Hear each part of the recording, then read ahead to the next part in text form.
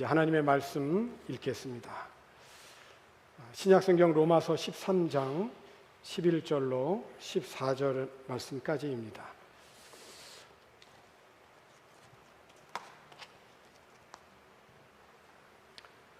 로마서 13장 11절부터 14절 한 절씩 교독하고 14절 같이 읽겠습니다. 또한 너희가 이 시기를 알거니와 자다가 깰 때가 벌써 되었으니 이는 이제 우리의 구원이 처음 믿을 때보다 가까웠음이라.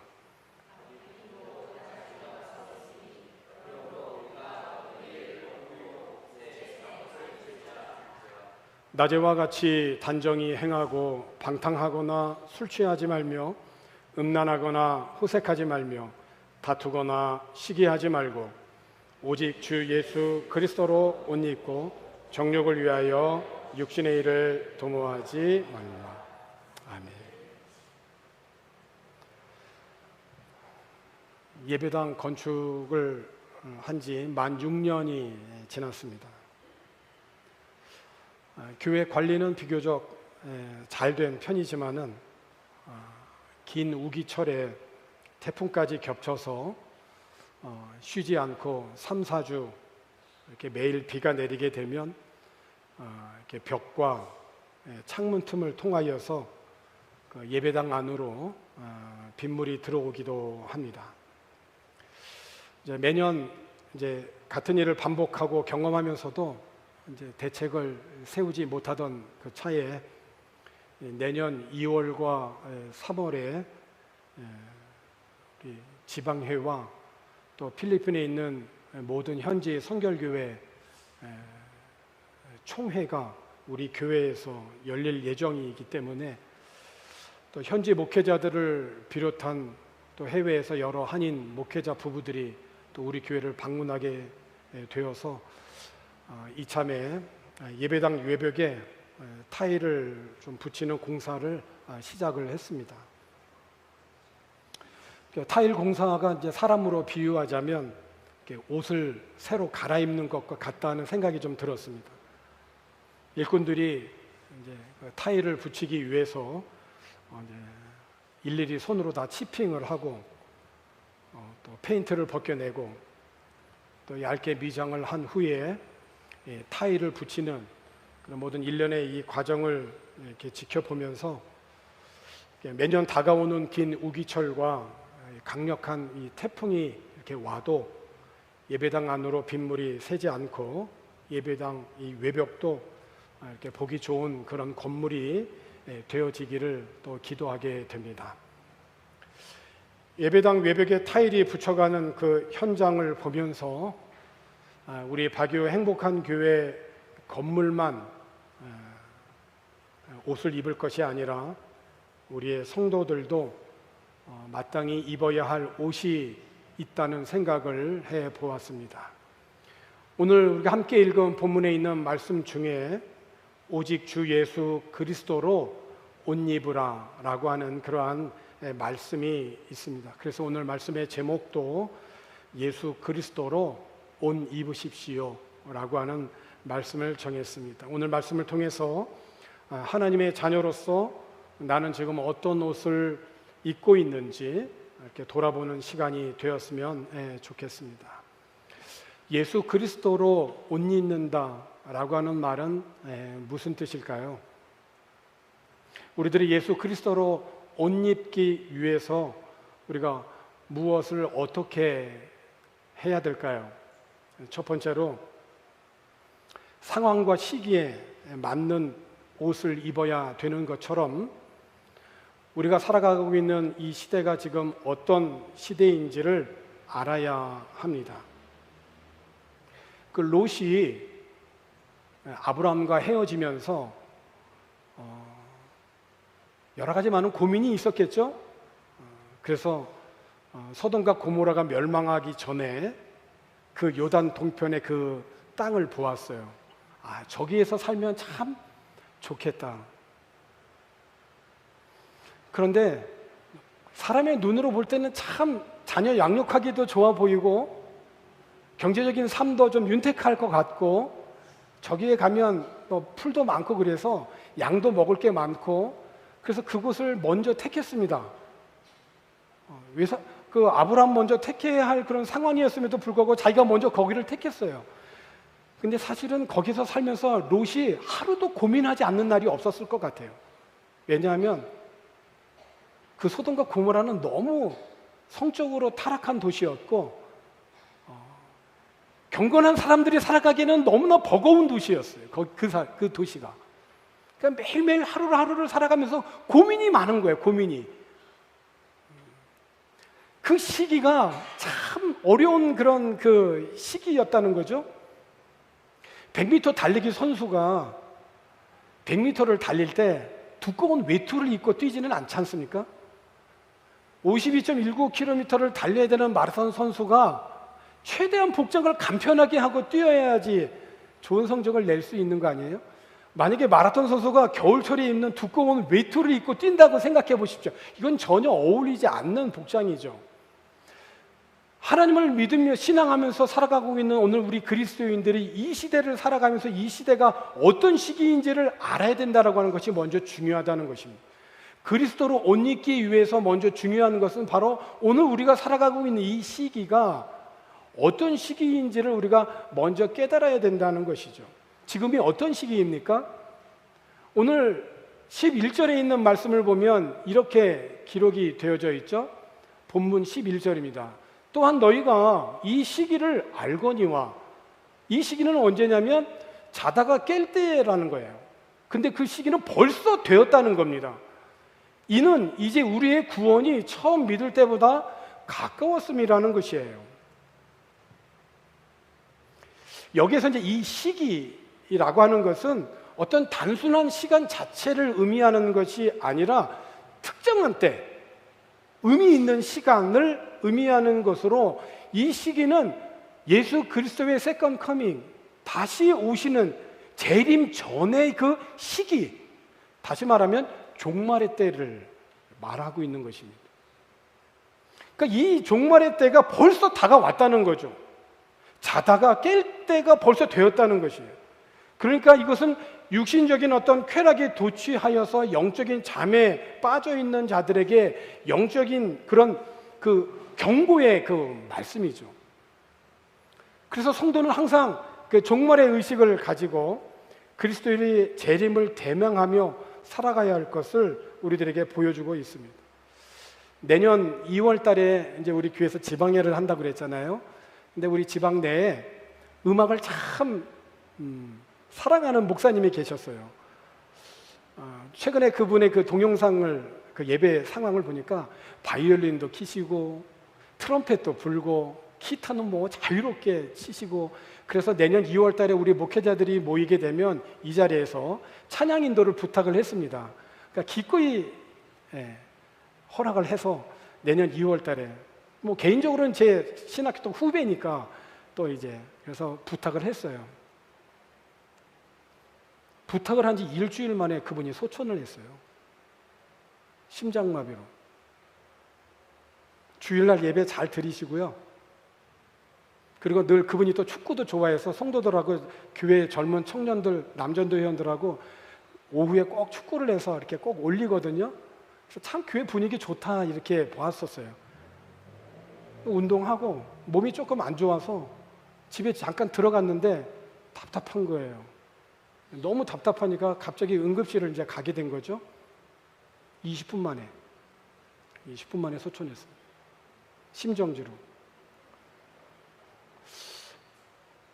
정말 지난 2월 달에도 찬양인도 하고 같이 찬양하고 교제하고 오고 가면서 계속 제 옆자리에 앉았었거든요. 그리고 자기가 가지고 있는 이 물건을 옆에 사람한테 자꾸 이렇게 뭘 나눠주더라고요, 많이. 그래서 이분은 참 마음이 따뜻한 분이구나. 그리고 목사님들 모이는 자리니까 또 찬양인도 했으면 좋겠다고, 그래서 기꺼이 허락도 하고 그렇게 약속을 다 받았는데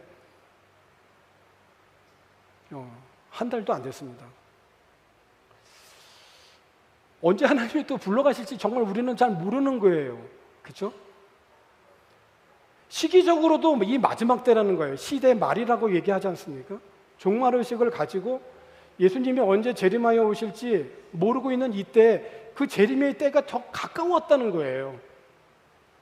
그러니까 오늘 우리들이 이 삶을 돌아보게 되어지면 그날 해야 할 일에 너무 열중해서 지친 나머지 그만 지금이 어느 때인지를 잊고 살아가기가 참 쉽습니다. 그 결과 지금이 어느 시기인지를 모르고 그냥 가니까 하나님을 망각하고 사는 것입니다. 오늘 우리들의 삶에 있어서 가장 치명적인 건 뭐냐면 하나님을 잊고 사는 것이에요. 하나님을 잊고 사는 거니까 하나님에 대한 인식이 없으니까 그냥 마음대로 하는 것입니다. 우리의 모든 것이 다 하나님으로부터 왔는데 그분을 잊고 산다는 것은 아무리 내가 많은 것을 갖고 누리고 산다 해도 결국은 허무하게 될 뿐입니다. 그러니까 지혜의 왕인 솔로몬이 참 그만큼 세상 역사 속에서 누릴 것 다 누리고 가질 것 다 가져보고 그 박식한 바닷속의 물고기며 하늘의 새며 모르는 것이 없는 하나님이 지혜를 주셔서 정말 깨닫는 것이 정말 너무 탁월했잖아요. 그 지혜의 왕인 그 솔로몬이 그의 인생 말년에 전도서를 기록하면서 참회의 그 글을 남겼는데 그 말년에 그렇게 고백을 하잖아요. 일의 결국을 다 들었으니 하나님을 경외하고 그의 명령을 지켜라. 이것이 모든 사람의 본분이다. 이게 그 솔로몬의 그 인생 말년의 결론이에요. 일의 결국을 다 들었으니까 하나님을 경외하고 그분의 명령을 지켜라. 하나님은 선악간에 행한 모든 것들을 심판하신다 라고 하는 것이 전도서의 마지막 구절이에요. 특별히 지금은 하나님께서 우리가 처음 믿었을 때, 그래서 내가 구원받았을 그 과거의 구원의 때로부터 지금 구원의 이 사역이 지금 하나님은 마무리 손질을 하고 계시는 때라는 것입니다. 그러니까 우리의 구원이 처음 믿을 때보다 가까웠다는 거예요. 이 구원은 세 가지의 시제로 설명을 드릴 수가 있어요. 첫 번째는 과거적인 구원이죠. 우리가 예수님을 믿을 때 내가 구원을 받습니다. 그게 과거의 일이잖아요. 그게 과거적인 구원이에요. 두 번째는 현재적인 구원입니다. 그러니까 본문이 이 말씀을 기록한 사도 바울이나 이 편지를 최초로 수신하고 있는 로마 교회 성도들이나 아니면 오늘을 살아가고 있는 오늘 우리 모든 그리스도인들이 과거의 구원으로부터 시작하여서 지금 매일매일 거룩한 삶으로 삶을 변화시켜가는 이 현재적인 구원, 이게 현재의 구원이죠. 또한 세 번째 미래적인 구원은 예수님이 다시 재림하여 오실 때 우리는 완벽한 완성의 구원을 경험하게 됩니다. 그러니까 구원은 세 가지의 시제로 설명할 수가 있는 거예요. 과거의 구원과 현재의 구원과 앞으로 예수님이 재림하여 이 땅에 오실 때 우리의 미래의 완성된 구원, 이 세 가지의 구원으로 설명할 수 있어요. 그런데 우리는 이렇게 이 구원을 알아요. 그런데 세상은 지금 모르죠. 그래서 하나님은 모든 사람이 다 이 구원에 이르기를 원하신다고 했어요. 그래서 이 구원의 은혜에 감동한 사람들이 최전방에 나가는 분들이 선교사님들이죠. 언어를 초월하고 문화를 초월하고 국경을 초월해서 자기의 모든 것을 다 내려놓고 타 지역에 가서 복음을 전하는 거죠. 그런데 세상의 모든 사람들은 이 세상의 삶이 전부인 줄 알아요. 그러나 우리 그리스도인들은 다르죠. 그리스도의 재림과 성도의 최종 미래적인 구원이 우리가 다가오고 임박한 줄을 알고 그것을 오늘 하루하루 예비하면서 살아가는 삶의 구원을 이루는 자들이 바로 그리스도인들이죠. 지금이 그런 시기인 줄을 알고 구원의 완성을 향하여서 하루하루를 믿음으로 살아가는 삶이 바로 그리스도로 옷 입는 삶인 것입니다. 두 번째로 그리스도로 옷 입는다는 것은 먼저 벗을 것이 있다는 것이에요. 벗어야 할 옷이 있다면 어떤 옷이 있을까요? 13절에 있는 오늘 함께 읽은 말씀을 보게 되니까 13절에 이렇습니다. 낮에와 같이 단정히 행하고 방탕하거나 술 취하지 말며 음란하거나 호색하지 말며 다투거나 시기하지 마라. 이제 6가지인데요. 벗어야 할 이 6가지 이를 3가지 브랜드로 다시 요약하면 방탕과 술 취함. 이거는 본래 어떤 좋은 것을 축하하고 잔치해서 벌이는 어떤 잔치의 의미가 있었던 것인데, 이 잔치를 밤늦게까지 그냥 어울려서 돌아다니면서 자기의 본분을 잊어버리는 거예요. 그래서 흥청망청 되어지는 것이죠. 밤늦게까지 어울려 다니는 거예요. 그냥 이게 방탕입니다. 그러면서 술에 취하는 거죠. 자기 정신으로 살지를 못하는 거예요. 술에 취해 사는 것입니다. 요거는 방탕과 술 취함, 다시 말해서 무절제한 것이죠. 음란과 호색은 이거는 성적인 방종이죠. 그 어느 때보다 지금 음란하고 그 음란을 탐하는 그런 호색하는 때입니다. 그러니까 롯이 이것 때문에 고민이 많았던 거예요. 거기에 물들었던 것이 2 딸들이었고, 그래서 그 죄의 씨앗을 낳지 않습니까? 끝까지 이스라엘과 대립하는 그런 대결을 구도를 보이잖아요. 음란과 호색, 다투거나 시기. 왜 다투죠? 시기 때문에. 내 마음에 일어나는 이 시기 때문에 드러나는 것이 다툼이에요. 그러니까 그리스도로 내가 옷 입기 위해서는 이 6가지, 방탕함, 술 취함, 음란, 호색, 다툼, 시기, 이 6가지를 다시 3가지 브랜드로 다시 묶으면 무절제, 성적인 방종, 그리고 그릇된 투쟁. 이 그리스도는 이 3가지 이 브랜드의 이 옷, 무절제와 성적인 방종과 그릇된 투쟁은 정말 우리 그리스도인들에게는 어울리지 않는 옷이죠. 구입하지도 말고 입어서도 안 되는 옷입니다. 하지만 일부 그리스도인들에게는 이 브랜드를 오히려 돈 주고 사서 입죠. 그런 일이 발생합니다. 구약의 역사 가운데 보면 어떤 왕은 마음이 공고할 때 하나님 앞에 가지 않고 더욱더 죄를 저지릅니다. 더욱더 공고할 때 범죄합니다. 이게 죄의 모습이죠. 정말 그렇다면 우리는 회개해야 되는 것이죠. 주님은 우리의 모든 죄와 허물을 위하여서 십자가에 못 박혀 죽으시고 사흘 만에 죽음에서 부활하셨습니다. 그 죄로 인한 그 결과는 죽음인데, 예수님은 우리를 위하여서 죽으시고 그 죽음을 극복하시고 이기시고 부활하심으로 우리에게 구원을 베풀어 주셨어요. 우리의 죄를 용서하시기 위함이고, 우리를 하나님의 자녀로 회복시키기 위해서, 다시금 믿음의 사람으로 다시 일으켜주기 위해서 주님은 우리를 위해 고난을 받으시고 십자가에 죽으시고 그리고 부활하셨던 것입니다. 아담과 하와가 죄로 인해서 자신의 그 수치를 가리고 싶었지만 가려지지 않았잖아요. 그 상태로는 도저히 하나님 앞에 갈 수가 없었잖아요.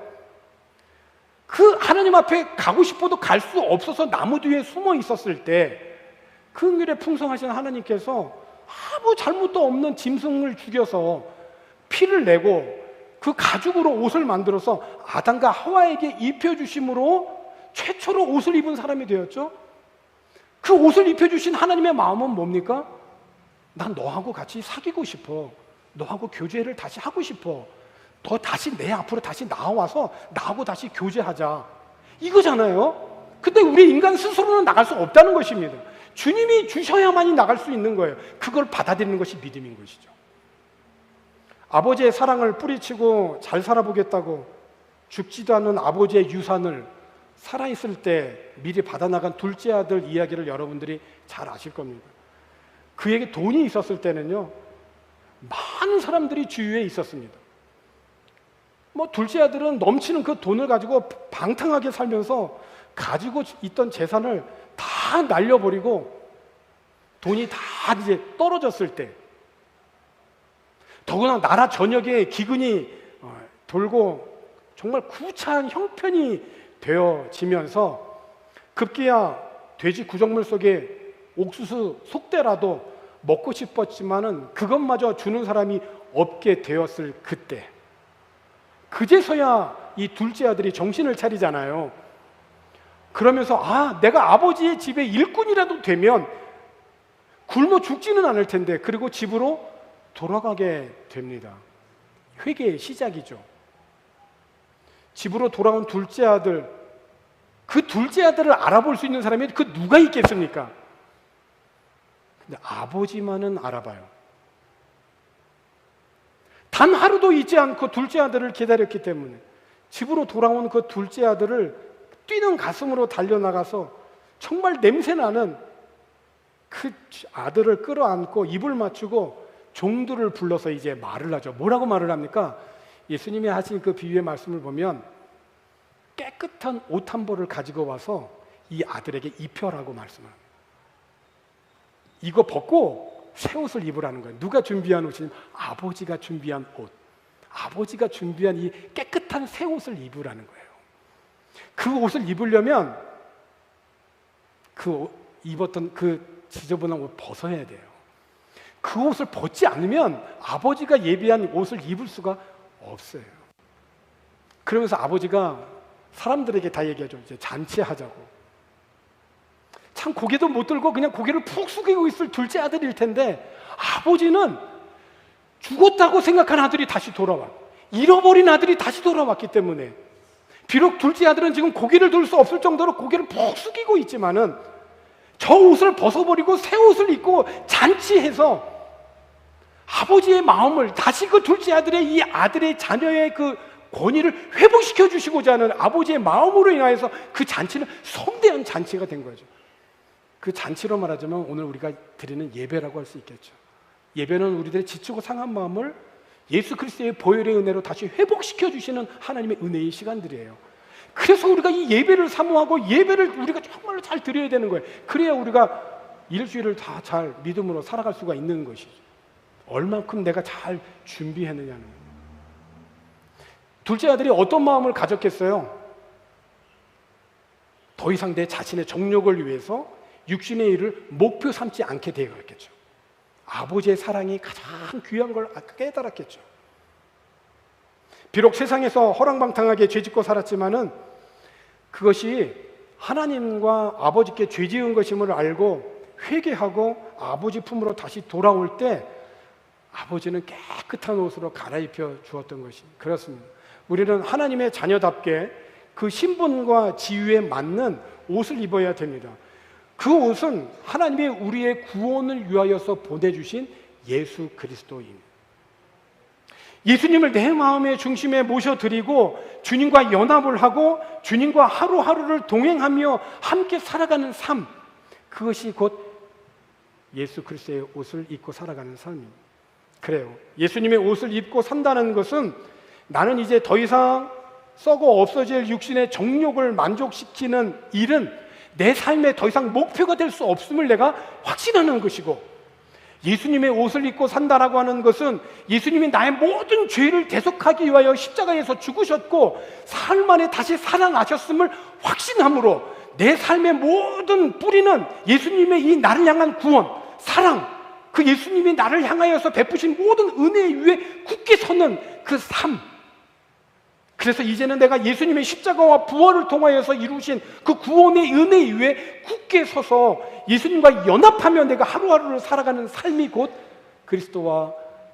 그리스도의 옷을 입고 살아가는 삶이라는 것이죠. 사도 바울은 신약성경 예배소서에서 예배소 교회 성도들에게 편지하기를 마귀의 관계를 등이 대적하기 위하여서 하나님의 전신갑주를 입으라고 권면하였어요. 하나님의 전신갑주가 무엇이냐면은 먼저 진리의 허리띠를 띠라는 것입니다. 진리의 허리띠를 딱 띠고 의의 호신경을 붙이고 너와 하나님과의 그 관계에 대한 누가 화살을 쏴도 딱 막을 수 있는 호신경을 딱 붙이고, 그리고 복음의 신을 신고 믿음의 방패를 다 가지고 악한 자의 모든 불화살을 전부 다 소멸하고, 그리고 머리는 구원의 투구를 쓰고 성령의 검, 곧 하나님의 말씀을 가지라. 그러니까 하나님은 강하신 분이십니다. 하나님은 우리들도 예수 안에서 강하기를 바라십니다. 그러니 주님께서 우리를 위하여 마련해 주신 모든 것, 가장 좋은 재료로 머리서부터 발끝까지, 심장까지 가장 좋은 재료로 만들어진 그 영적인 무기를 오늘 우리들은 취해야 될 것입니다.